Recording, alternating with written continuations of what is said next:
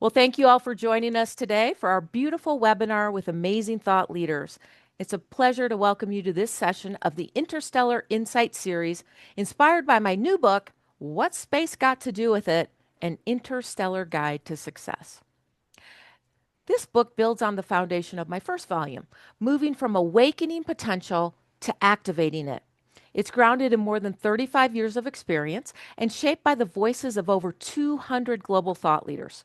An Interstellar Guide to Success offers a practical framework for thriving in today's fast evolving world.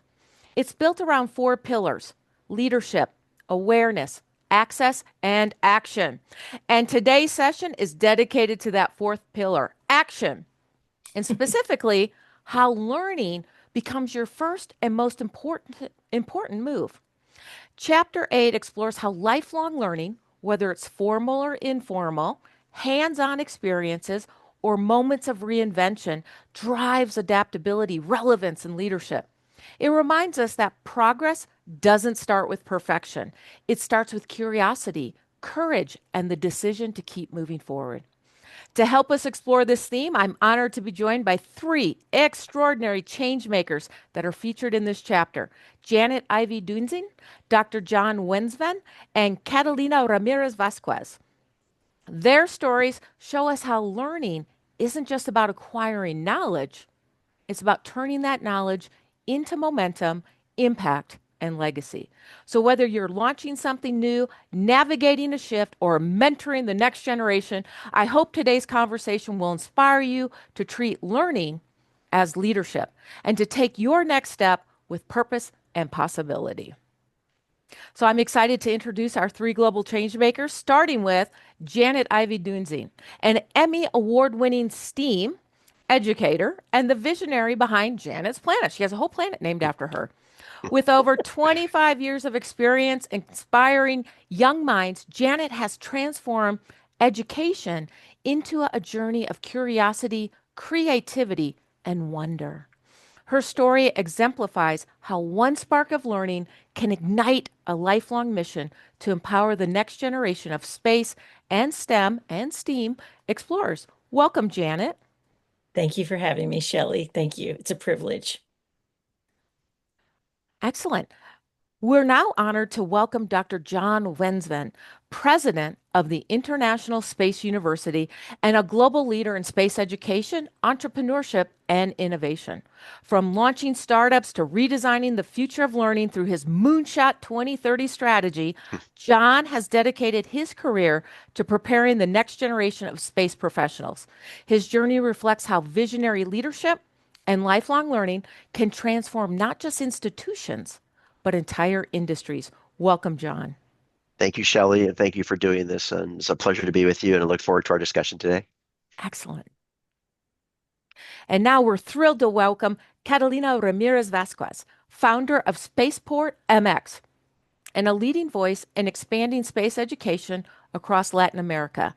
Through innovative programs that blend science, culture, and entrepreneurship, Katie is empowering thousands of students to see themselves as future space leaders. Her work exemplifies how learning, especially when rooted in community, can become a powerful force for equity, access, and global impact. Welcome, Katie. We're so excited to have you with us. Thank you, Shelly. Thank you for having me. It's an honor to be here. Thank you very much. Well, thank you, Janet, John, and Katie. We're excited. We're excited to jump into the questions, but before we do, our audience really wants to know, can you share a little bit about your leadership journey? So our audience is made up of educators, founders, policymakers, and students around the world. And I know they want to know what inspired you, how did you find your path, and just how did you get to where you are today? So Janet, we'd love to start with you. Well, it's no one's going to ask me for exactly my business plan because it is so around the mulberry bush a couple of times and up and down the hill. And so I think what is profound for me is that I started out in music and theater, my undergrad's in music and theater. Then I got a job at a theme park working with and for kids, and I loved it. But the theme park was closing, but I still had this passion. I was like, I see the power of what it means to empower children. How can I make that part of that performance thing that I so love? So I started looking around, and there weren't any women that I could find at the time in the late 90s that were touting science. There was Bill Nye the Science Guy, there was Beekman's World, but there wasn't like a female. So that's when I sort of planted my flag in Janet's Planet and said, I'll be a female that touts space and science, using space as that great kind of like grand invitation of like, come and be part of this interconnected amazingness. And then to get kids kind of like through that gateway to an interest in science, technology, engineering, and math alongside their art. I mean, it worked for Da Vinci. He let his art inform his science inform his art. And so that's how it all began. And again, I'm looking back, it's like that started late 96, 97, then got the company going. And to think that now that I do this, not only in the US, but globally, um, again, all I can tell you is that you just keep going. That at the minute that you go, okay, maybe there's a door open at local PBS, and then all of a sudden Janet's Planet had interstitials on stations all over the country. And then you're like, what else can we do? And then we started touring a live show, and now we do camps. So along the way, you just keep pushing yourself. You keep trying to figure out what's that niche that isn't being filled? Where is that place that I can live and be? I like that comment from my favorite theologian who said, Frederick Buechner, who says, you will always be called to the place where your deep gladness and the world's deep hunger meet. And I found my deep gladness encouraging students K through 12 to stand in their ultimate scientific magnificence. Excellent. I love that. And I love how you shared more than just your journey. You shared a little bit about your entrepreneurial background. You find your niche, you find the gap that's not being filled. And that is kind of a link that all of you have. Although this chapter is on education, and we do have a chapter in the book on being an entrepreneur as well. All of you are entrepreneurial. And so, John, that brings me to you because you've done a lot more. You're the president of ISU, but you've had a lot of entrepreneurial background as well. We'd love to hear a little bit more about your journey. Sure. Thank you, Shelli. It's been a very unconventional pathway. Born and raised in Vancouver, BC, Canada, my fascination with aviation began at 5 years of age when I experienced a dramatic emergency evacuation from a Boeing 747 due to an engine fire. And it was that single moment that didn't just leave an impression. It ignited a lifelong obsession with flight, global mobility, and the complex systems that really connect our world.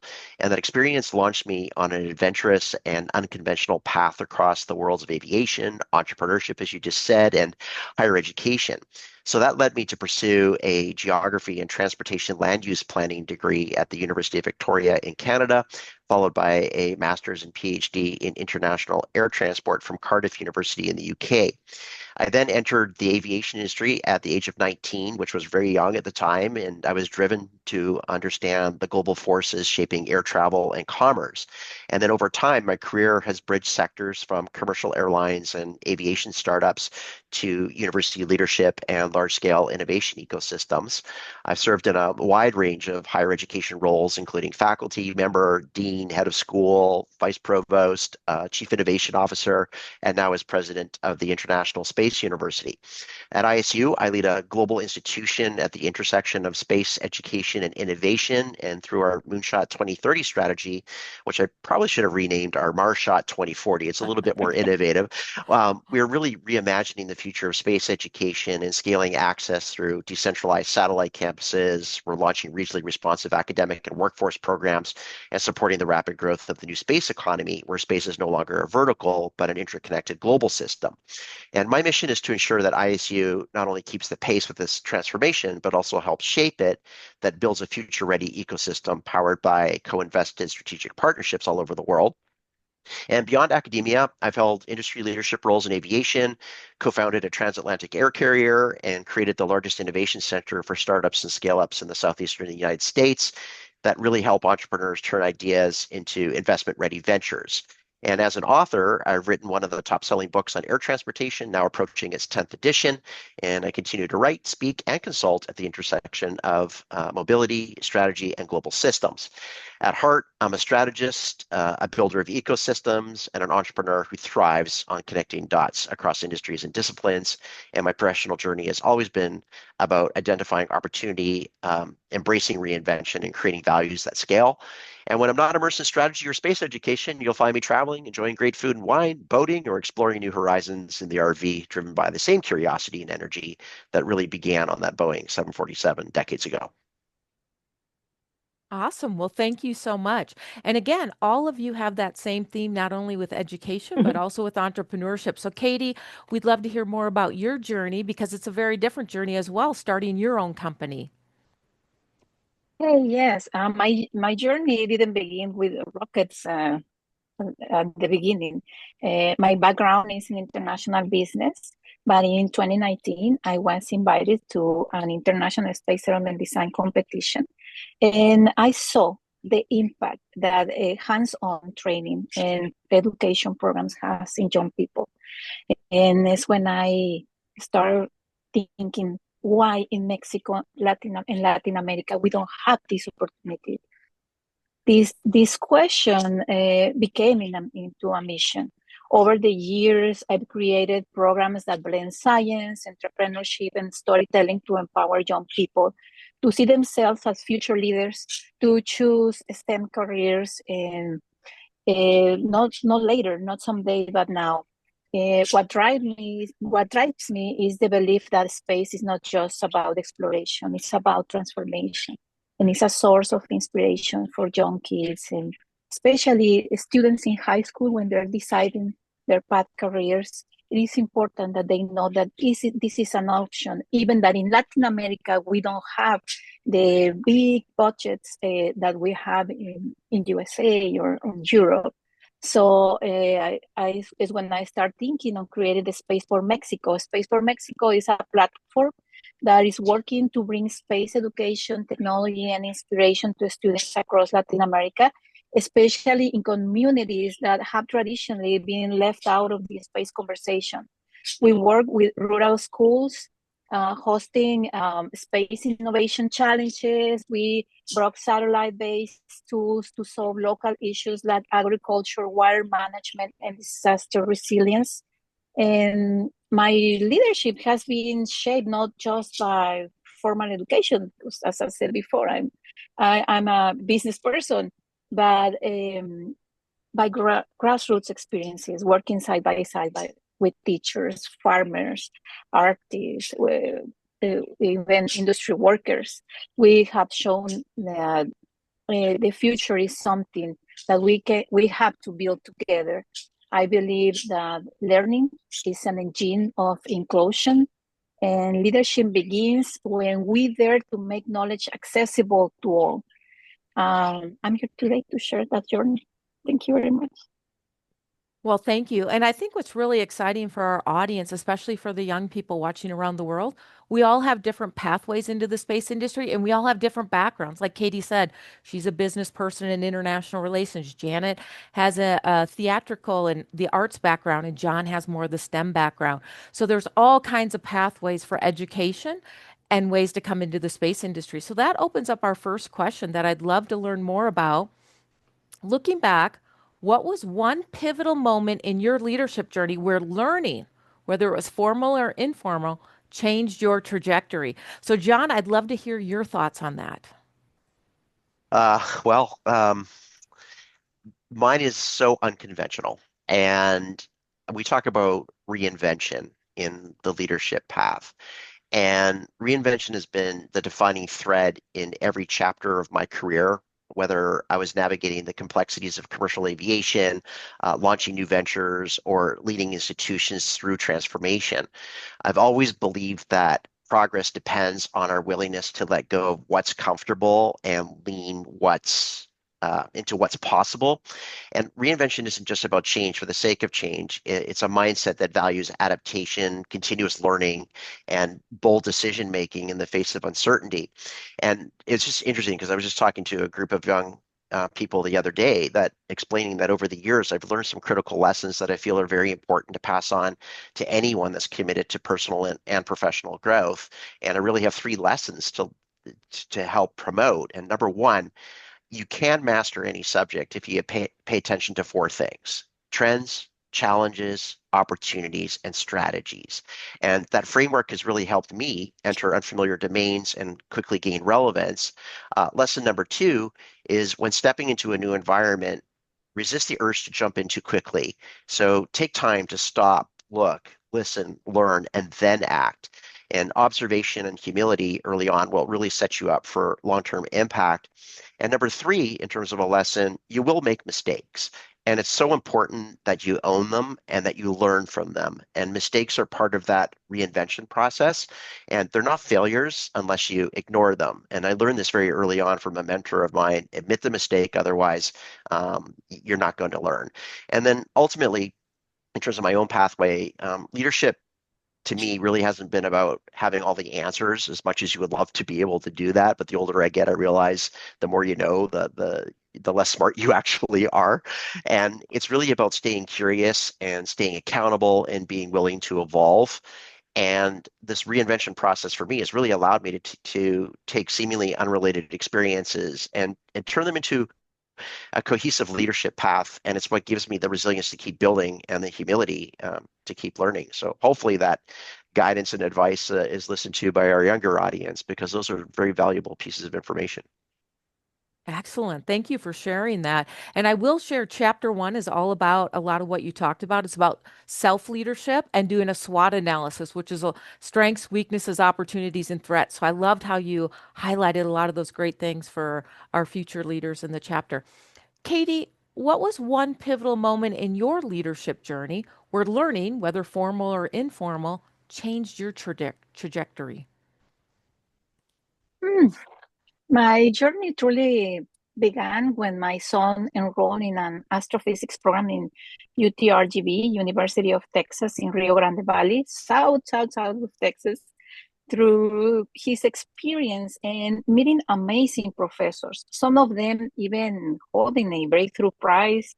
And they were working in one of the most underserved communities in United States.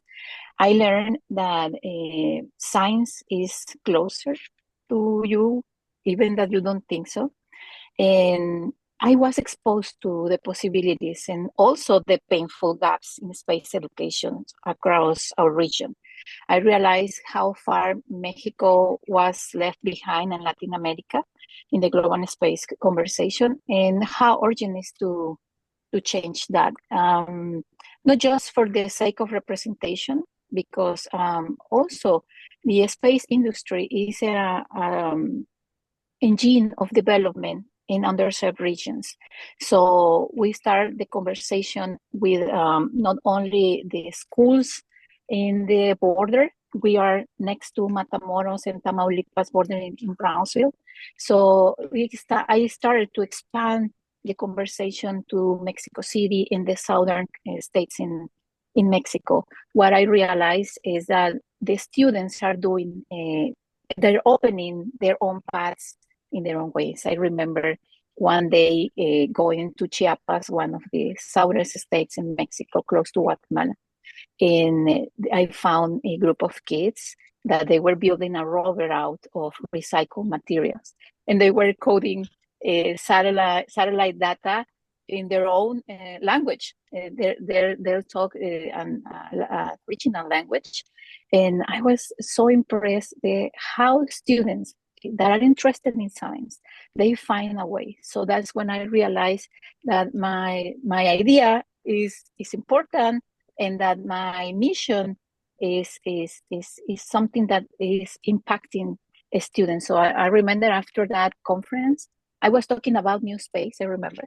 And obviously nobody knew what new space was. So I stopped the conversation and I started talking about STEM education. And after that, everything started. So I'm working with Expanding Frontiers, a company, a nonprofit in the United States that is helping me to co-create the programs at the beginning. Now we have our own programs also. So that's where I learned that everything starts with community and using the right tools. Excellent. I really appreciate you sharing that really insightful journey. And again, how innovative kids are. And again, already starting that entrepreneurial journey as young kids. Janet, I'd love to hear what was one of your pivotal moments in your leadership journey where learning, whether formal or informal, changed your trajectory. Well, first of all, I just kind of want to piggyback on a couple of things that both John and Katie said. I mean, John, you mentioned it's like, the more that we learn, the more we don't know. And I heard somebody say this recently. Don't know the attribution should give it to, but if you're the smartest person in the room, you're in the wrong room. And that's what I always want to be, is like in a room where there are tons of people more smart than I, that I'm learning for, that I'm gleaning all of this information and new information from. And Katie, it's like, I think we have some of the same hearts. I don't know if you know Anna Cristina or my friend Javier Montiel. If not, we're going to connect you because they're doing beautiful things in Latin America. But that whole thing of like watching kids, just ingenuity and innovations happen. And whether you're working with something as simple as scratch or cardboard is just kind of like exciting and also mystifying for me. But my kind of like pivotal moment, I think, that pointed me that even though I loved my saxophone and my music and my drama and all of that, was a teacher named Miss Ernestine Yarborough Jones, who loved the solar system and brought a telescope to Covington, Tennessee. And you mentioned, something place rural, that I had no idea that I could be part of the space industry. But there she is, pointing up and telling us about the constellations and showing us the rings of Saturn. And I was hooked. So I feel like that moment in time where, even though I was young, she said to me, science isn't just for the boys, it's for the girls too, set me on a path of curiosity, of lifelong curiosity. And then I think it, I think of the way that I got to kind of like succeed with Janet's Planet. Eventually I became president of Explore Mars. I've sat on the board of governors for the National Space Society, is that people sort of enjoyed that performance part of me that came along with, hey, everybody, let's tell science like the grandest adventure story ever, like Brian Greene admonishes us to. And so they sort of enjoyed that passion and energy. And I'm just so grateful to the many people that along the way. There was Richard Godwin at the National Space Society when I kind of probably made a silly introduction via LinkedIn. So that might be something I'd say to any student out there listening, is like, you know what? We love to answer questions. I love to say yes to a student. I can't always help you get to your next place, but maybe I can introduce you to the person who can help you. And Richard Godwin did that for me when I shared with him what I wanted to do with Janet's Planet. He goes, if you don't do anything for your company this year, you need to come to an ISDC, or International Space Development Conference. So for all those people along the way that kept saying, hey, yes, come be part of this. And for a long time, I remember thinking that I was sort of standing outside of the circle. Like, how could I possibly, a performer, somebody who just knew they were good at communicating but didn't know how to communicate yet all this science, but had a deep desire to? Just a huge gratitude for those conferences and the people that you meet along the way.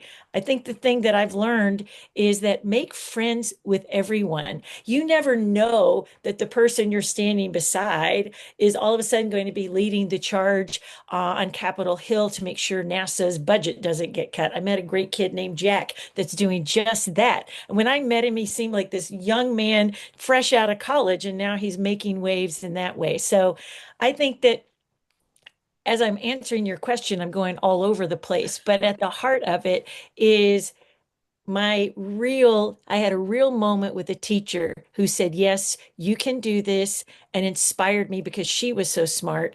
Then along the way, I kept adding people to my good people network, never really wanting to say no to an opportunity, even when my own imposter syndrome populated and said, I don't know that you should be here.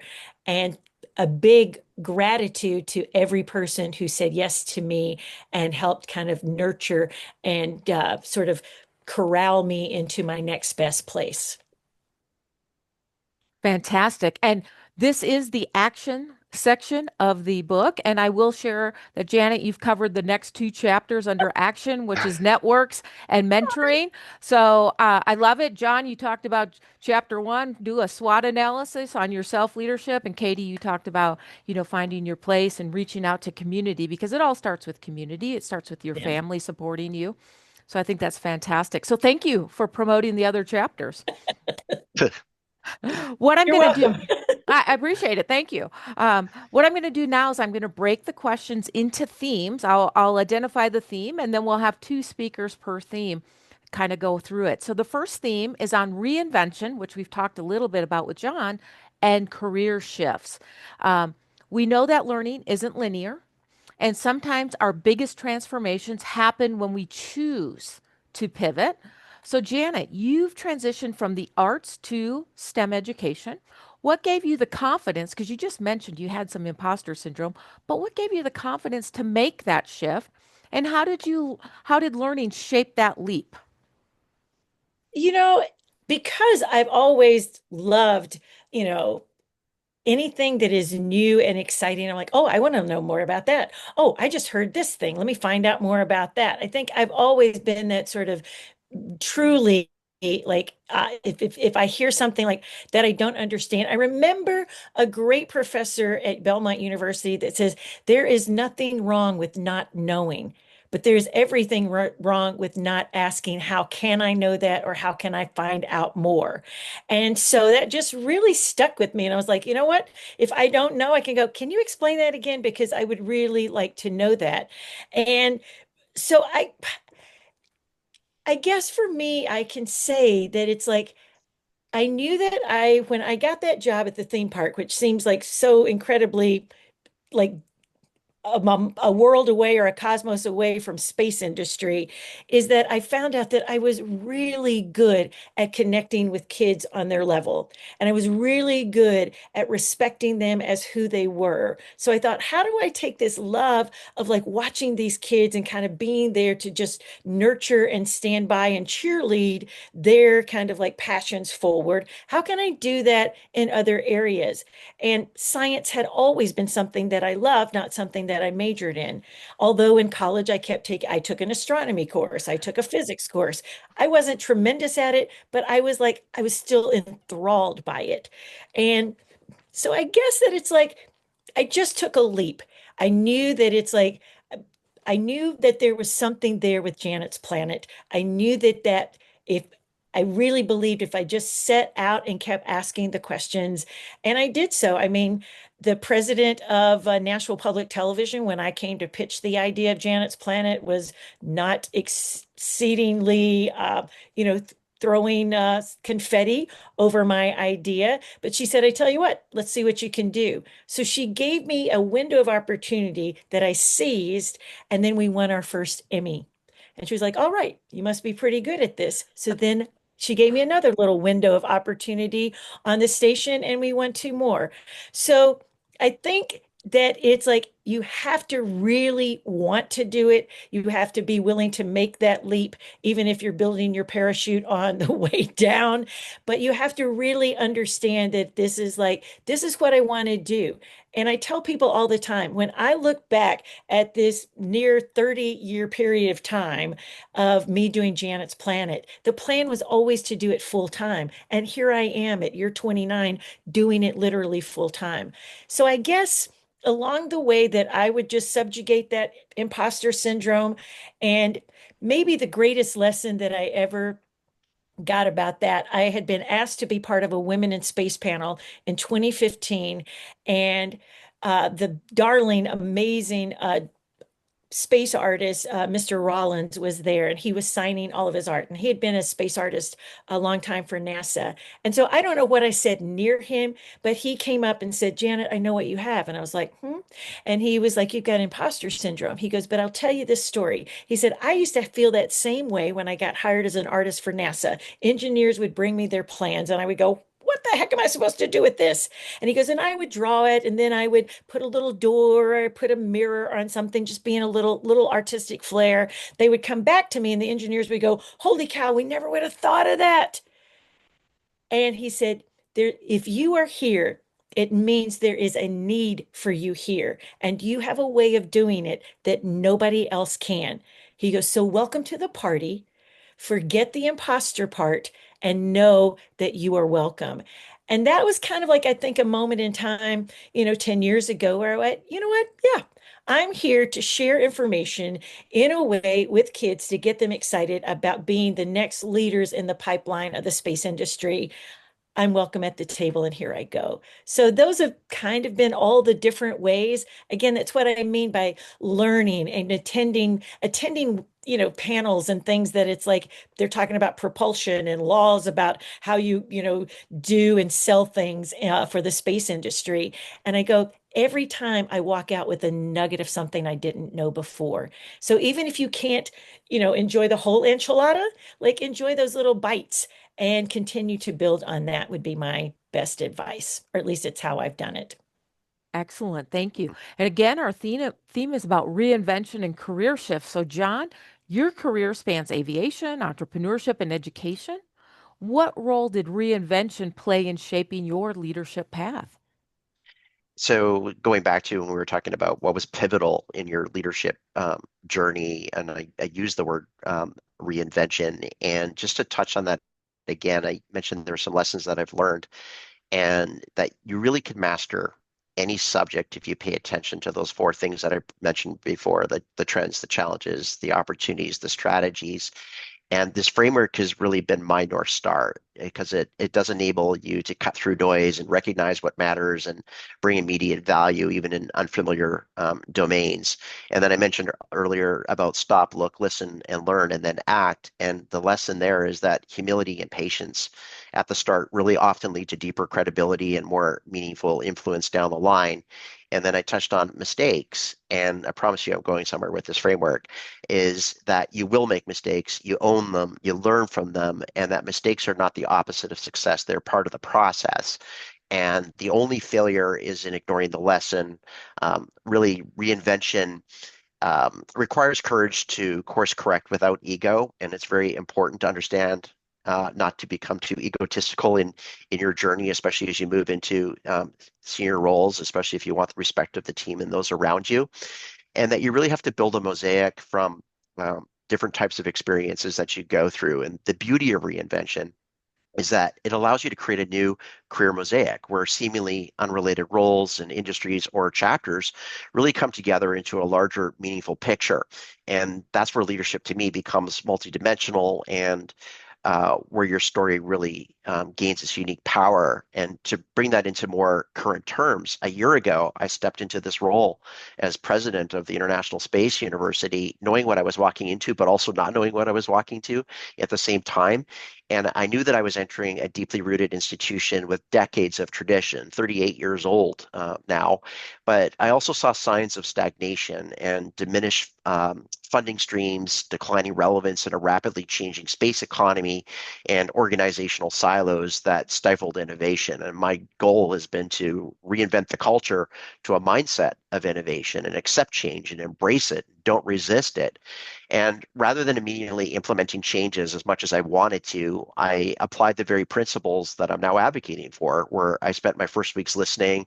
I met with faculty, staff, alumni, students, external stakeholders, and I asked difficult questions and absorbed the realities of what was and what wasn't working. And it was amazing how many of the audience that I worked with actually didn't have answers, or they did, that really made me question where we're going in terms of direction. So over time, it has really become clear to me that ISU's future is really focused on incremental improvements, and it's a required reinvention. It's now a mandate across our entire team to reinvent what we do to really support the new space economy. And that's where this Moonshot 2030 strategic plan was really born.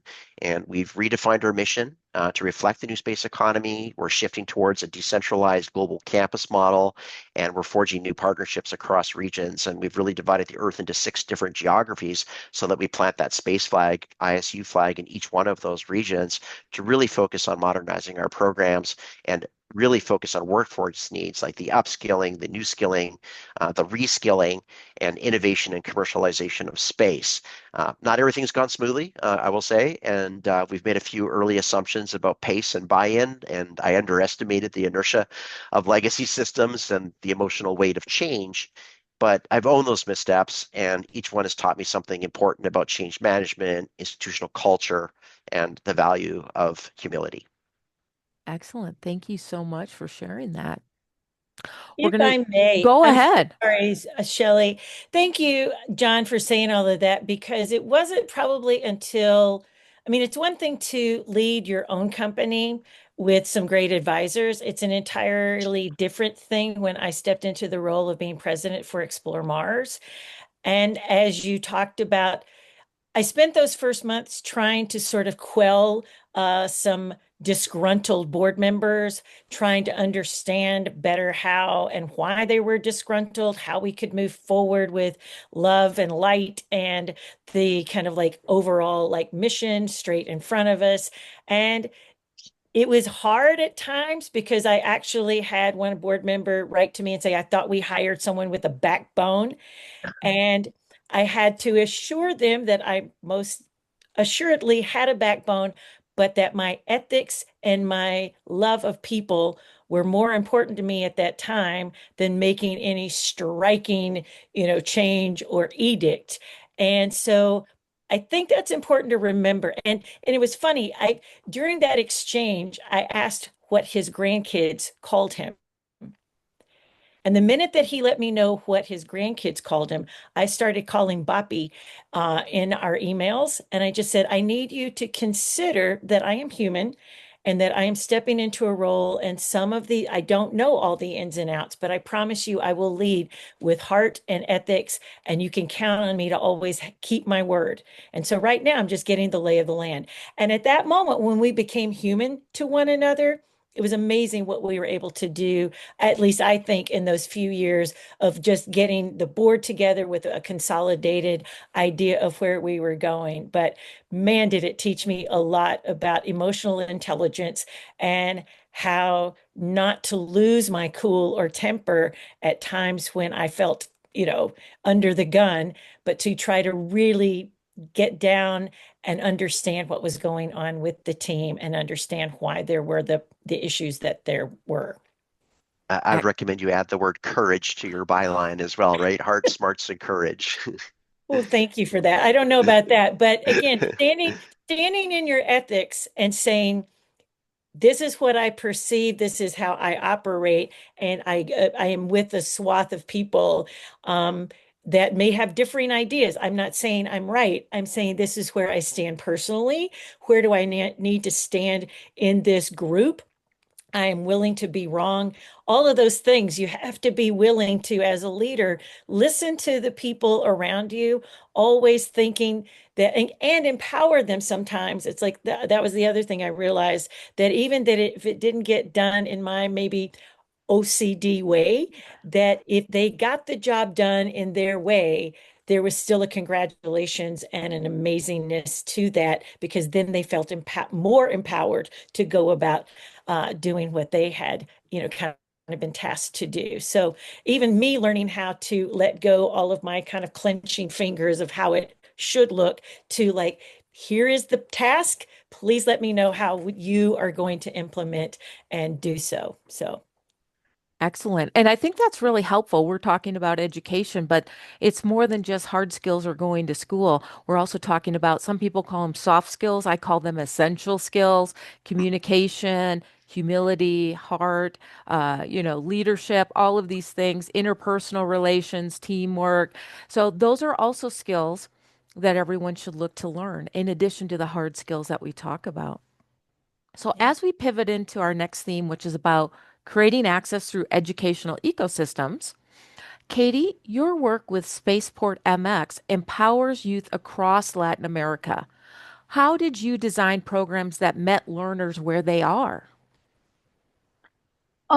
We design our programs always by starting with deep listening. We didn't assume what the students needed. We asked them, we asked the teachers, the communities. Many of them have never thought of space as something relevant to their lives, or talking about the imposter syndrome. They think that is not for them.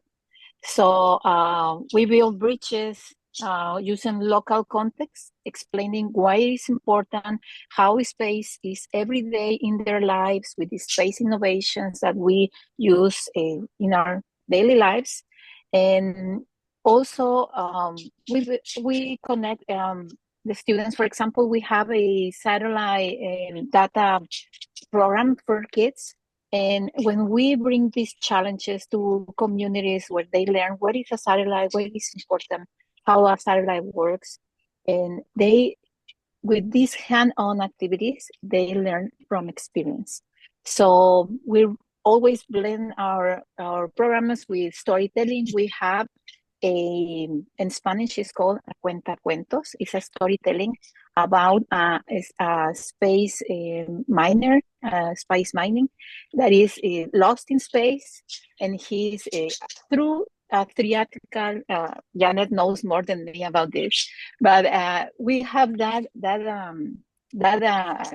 activity, and it's very funny for the kids, but they understand what does the space mining means, what is more of what other activities than being astronauts are for them in the space industry, because everybody wants to be astronaut, but nobody talks about the thousands of people on Earth making possible the astronauts activities.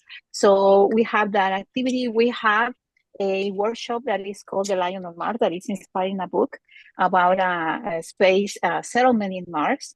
And we, at the end of that workshop, we send letters to Mars. And it's incredible to see how the kids write about their experiences when they send a letter to Mars for a kid that has never been on Earth. So that gives us an idea of what is in the minds of the kids. They're worried about water. They're worried about violence. They're worried about war. They're worried about not being included, bullying. So all that is reflected in these activities that are not only hard science or STEM activities, but also artistic activities. So that's one of the things that we do. And we have been lately adding a space literacy chapter in our programs, because we realize that in Mexico, we don't have enough information, the basic information, the astronomy basic information, we don't have it. So now we're starting to talk about the inner solar system, to talk about what is natural satellite, what's the moon, why other planets have moons. And so it's interesting that we think that we already have an educational system that covers all that subjects, but it's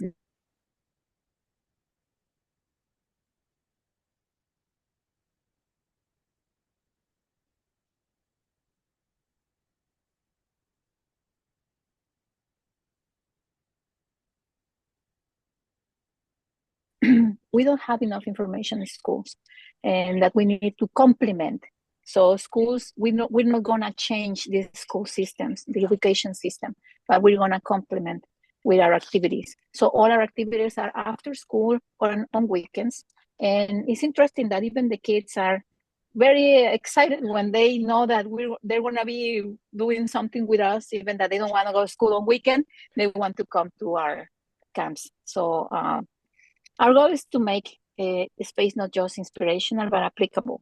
So it has that means that we believe in designing hands-on cultural relevant experiences and using recycled materials. We build habitats, we simulate missions with real-world challenges. So that's how we will bring this all together, these activities to the kids and the high school students. Fantastic. Thank you for sharing that. And as we think about the theme of creating access through educational ecosystems, John, with your ISU, is it Moonshot 2030 or Mars 2040 now? You're scaling access to space education globally. What's key to building an ecosystem that lasts? So I love the word ecosystem because if somebody says, "Who are you? What do you do?" I like to say I'm an ecosystem builder. And the foundation of a lasting space education ecosystem starts with acknowledging a fundamental shift, and that space is no longer just an industry vertical. It's truly a full-scale economy. I like to use the example of how technology used to be an industry vertical, but now it's not. It's its own economy, and every company is or will be tech enabled, as will every company be space enabled at some point. And even when I talk about the phone is a space company, and a lot of people don't recognize that. And the new space economy is really defined by the rapid privatization and commercialization of space. So we've shifted from government and public sector to the private sector, kind of like a train, where the private is now the engine and the public is the caboose, if we still put those on trains. And we have new players, we have new business models, unprecedented demand for talent across sectors, which is a very critical topic in terms of workforce and skills. This means that we're no longer educating solely for aerospace careers. And it was mentioned earlier, it's not just astronauts, that we're really preparing individuals to thrive in a borderless interdisciplinary economy where space intersects with climate, health, data, defense, energy, and a whole other list of verticals beyond that. And at ISU, our Moonshot 2030 strategy really addresses this reality head on by launching a global network of satellite campuses. So now we're creating regional hubs that provide academic, professional, and workforce training programs that are aligned with the short, the medium, and the long-term market demand. And each one of these hubs, as they evolve, it will be built with deep local insight and then designed to reflect the economic and workforce priorities of each of the regions that we're serving. And these campuses don't just deliver education, they're also going to serve as nodes of innovation, capacity building, and economic development. And I should also state that when we created this strategic plan of Moonshot 2030, we didn't create 2030 because it's 5 years down the road, which is typical of a strategic plan. We chose 2030 because that's the anticipated year in which technology and humans are going to collide, at which technology is growing at a very accelerated rate that humans don't have the ability to adapt to technology at that same rate. So it may happen in 2030, it may not, but that's what we're looking towards. And then how do we pivot ourselves to be able to do this? So I would also say that ecosystems really aren't built on one institution. Otherwise, it's not an ecosystem. They're really founded on these co-invested, collaborative, strategic partnerships. And there's a time and a place for a vendor relationship, but we are really focusing on the invested partnerships where you date, you propose, you get married, and the goal is definitely not to get divorced through this process. And that means forming alliances with governments, different types of anchor institutions, including other academic institutions where we complement and don't compete against each other, industry, philanthropic supporters who really share ownership of the mission and are equally committed to the success of this overall ecosystem that we build. And these partnerships allow us to really scale sustainability. We can adapt locally, but we can also innovate globally, which is truly our future plan as we move forward. And then sustainability in this context also means that it's more than just funding. It means agility, trust, shared value, and really important resilience. And it's really about delivering relevant future-facing content that's through a model that's decentralized, digitally enabled for sure, with all the emerging tech tools that we have access to, including those that we don't know of that exist yet, so that we're designed and built to grow. And with this approach, the International Space University isn't just responding to the new space economy, we're helping shape it by preparing a global workforce that's equipped to lead from day one. Excellent. Thank you so much. As we pivot to the next theme, which is the power of informal and applied learning, Janet, your work brings science to life through performance and storytelling. How do you see these informal tools shaping real-world impact? Well, I can tell you that based on just what I experienced this summer. So I had a young man who showed up to volunteer for my camps in Bluebell and Pottstown, Pennsylvania. He would have attended that camp back in 2019 and been one of my first U.S. Space and Rocket Center scholarship winners. Now this young man, as he just finished his freshman year at Penn State in aeronautical engineering, has like worked so hard this past year. He's in the honors college and will enter this fall as a junior. Then alongside that is another that attended online only in 2020. We sent them the actual supplies, Katie, to do the building. And you talk about recycling. So like the parents were going, why did she just send me like paper towel rolls, right? But Sachita will start her freshman year at Penn State also in aerospace engineering. So I will tell you, it's year over year. It's showing up in these places that maybe the kids were already inclined to do so. Maybe they would not have had those opportunities otherwise. So whether it's Americus, Georgia, or Levelland, Texas, or Pottstown, Pennsylvania, Newberry, South Carolina, Wallace, North Carolina, I'm going to be in Athens, Ohio, which is bordering right there, Appalachia and everything. And again, what I feel like my role of bringing the informal part of it is to introduce these kids to concepts, people, and opportunities that just aren't in front of them on a daily basis, that they haven't even conceived. You mean that I could do this? I could weld for space. I could be a plumber for space. Even when I was in Cape Town, South Africa, doing a talk, this young man like thought it was fascinating. And his mom has reached out to me sometimes. My kid is destined to go to space now that you said they will need a plumber. So the power is getting to these kids in a way that says you are invited to participate. We need everyone. And maybe you didn't know that you love space, you love meteorology. I met a little kid named Eva that's 9 years old, already decided she wants to be a meteorologist. I was like, but how about a space meteorologist? We need to know when there's a solar flare. We need to know about the weather on Mars. So I think it's just that, is that all of a sudden that informal thing where we come in with lots of performance and lots of things. I even had a kid down in Georgia. She goes, how can you make the life cycle of a star so exciting? And I was like, because it is. It starts out as a baby in a nebula, and then it gets to say hi to hydrogen and helium atoms. They get to make fun, and then they get to, and she was like, I don't know that I could make it sound exciting, but you do. So I think therein lies that fun of performance for me, but also that invitation to all of us. It's like no one wants to listen to somebody droning on. We want to know the why. Why does it matter? Because on Inspiration 4, their bathroom didn't work. I'm sure they would have loved for one of them to have been a plumber. So you tell that to a kid and they're like, oh, okay, I could use those skills. So I just think it's like in these settings, it's most important is the access to the information, the inclusion, like Katie is talking about, the stuff that John's doing, that it's like looking at these systems, figuring out in these legacy problems, where can we really like have this giant leap towards the moon and back to onto Mars, is that we've got to get kids talking about it at the dinner table. We've got to give them so much information that they run home and like, Mom and Dad, did you know? And then when those conversations start happening, then the reality of where they can go as human beings, I think starts to really be exciting. Excellent. Thank you. Now, Katie, you've built learning environments in some of the most underserved regions. How has applied real world learning transformed your programs? You know, our secret weapon is international competitions.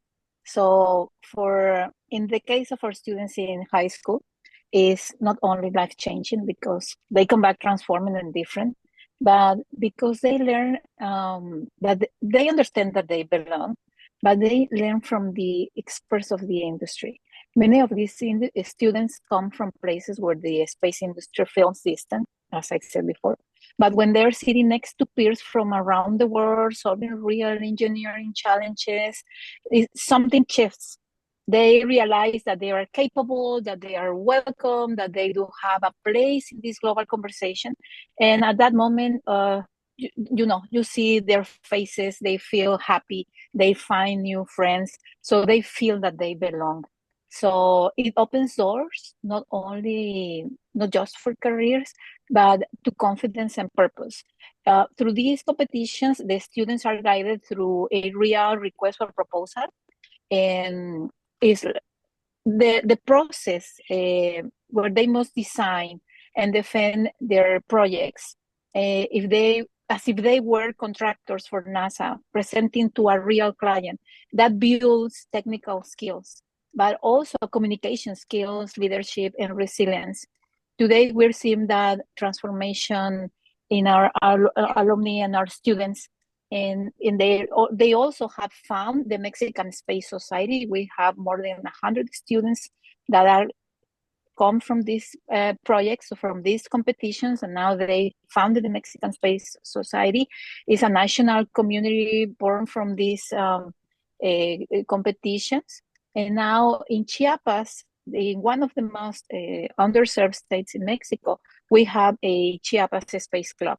So now the students have their own clubs where they're teaching and bringing to their communities rocketry, space settlement design activities. And now we are expanded because we are not only, it's not only a space for MX doing the work. Now the students are expanding this project to the regions. And we have in Chiapas 2 companies, one that is founded by 2 students that is doing additive manufacturing.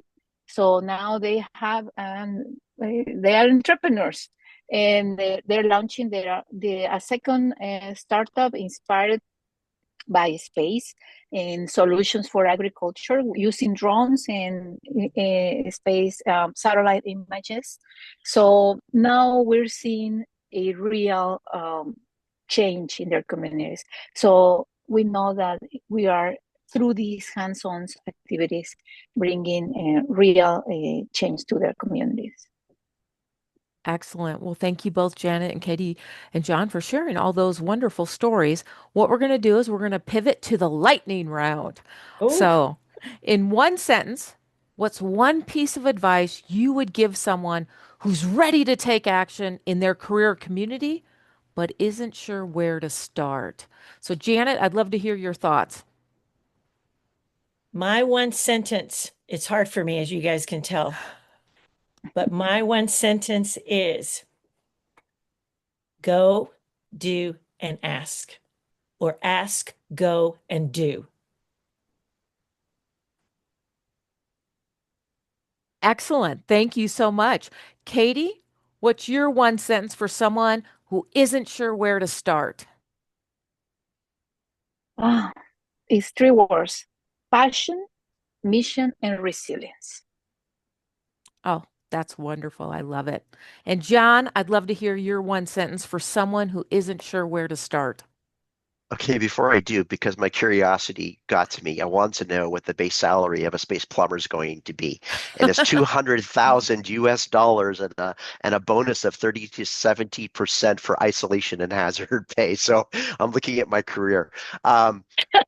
So in terms of the lightning round and one sentence, find your North Star, take one bold step toward it, even if it's imperfect, because clarity comes through action, not waiting. Excellent. Thank you so much. Well, this has been so inspiring and energetic. Janet's energizing all of us. Today's session reminds us that learning isn't a phrase, it's a force, especially if Janet's talking. It's not just something we do early in life either. It's the actions we take every day to lead with relevance, resilience, and purpose.